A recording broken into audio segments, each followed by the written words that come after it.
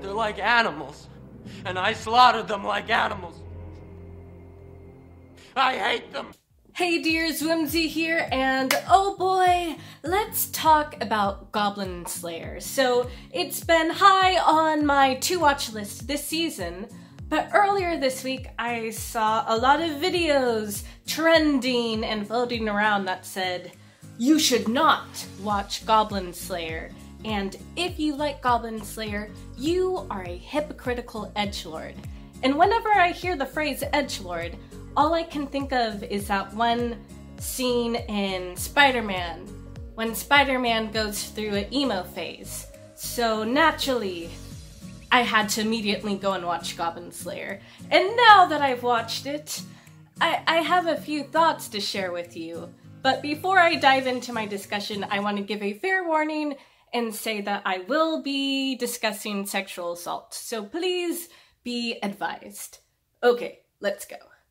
At first glance, Goblin Slayer is a deceptively cute and moe fantasy that is deeply inspired by classical RPG. It's basically lessons in D&D 101, and we're first introduced here to a young priestess who joins a party of a monk, a wizard, and a fighter on her first adventure. And man, does her entire party suck at adventuring. And as someone who plays tabletop D&D, watching their mistakes just pained me. Okay, first, they go into a goblin-infested cave without any antidotes or healing potions. And second, they're not protecting their party's spellcasters. And pro tip, if you want to go down faster than the Titanic, don't protect your healer. Yeah.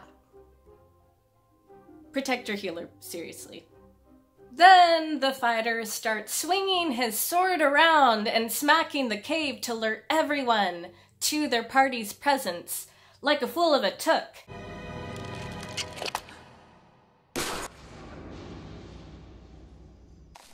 Fool of a took.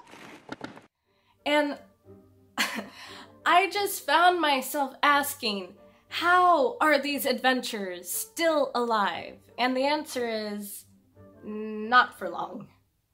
Because things quickly escalate and go downhill from there. The priestess watches helplessly as her entire party is brutally raped and murdered in front of her until the show's title character, the Goblin Slayer, shows up, and as his name implies, he just starts slaying all the goblins, including beating goblin children to death with a club.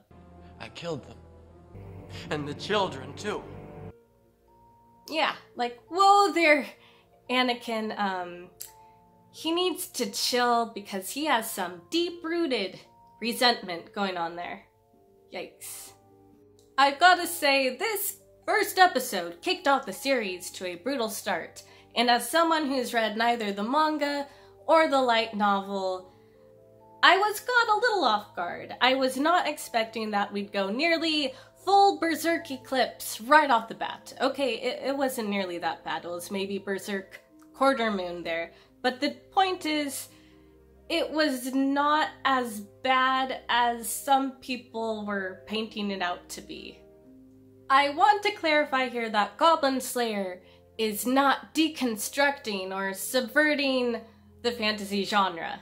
It is a dark fantasy and it fits into that entire genre, and for better or worse, it plays into a lot of dark fantasy's tropes. Like, the characters are literal archetypes. They are called and defined by their character's class. For instance, the Goblin Slayer is called Goblin Slayer and he slays goblins, and the priestess is called Priestess.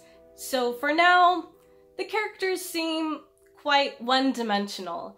And if you look at the goblins, the enemy of the series, they appear to be like low-level enemy fodder on the protagonist's quest for vengeance, while the true final boss is Goblin Slayer's own crippling despair and angst. So I feel like The whole objective is to look at the character's own psyche.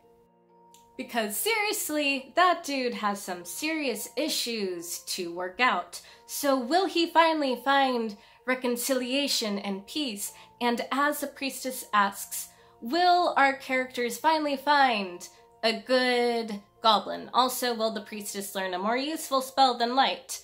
I guess we have to wait and find out. Overall, I thought the animation was beautiful and the first episode did a solid job at setting up the story's tone. So if you enjoy dark fantasy that is unflinching in its depictions of violence, I definitely recommend giving Goblin Slayer a shot. So yeah, I liked the first episode and I don't think I quite qualify for my Edgelord membership. And I actually don't feel like the show was that edgy either. It doesn't push artistic boundaries that are already existing within its genre. The violence that I saw, one, there was no body horror, and the violence was pretty much on par or lower than what's already in Game of Thrones, Chronicles of the Black Company, Claymore, Berserk, or any of the dozens of other dark fantasy graphic novels, manga, and books that are on my bookshelf. And I don't want to justify violence or sexual assault, but in this case, I felt like the sexual assault and violence that was depicted was shown as horrific things. That was the point, and it was shown to establish that the goblins are nasty little creatures. Now, will the violence and sexual assault be explored further in an impactful and meaningful way? It's a little bit earlier for me to judge right now, but I'll continue watching and give the show a fair chance. Alright, that's my hot take on the subject and my first impressions for the first episode. And if you've gotten a chance to see it yet, let me know how you feel about it down in the comments below. But out of courtesy for anime onlys, please, no spoilers from the manga or light novel. Alright, well, thanks for watching, and I'll catch you next time. See ya!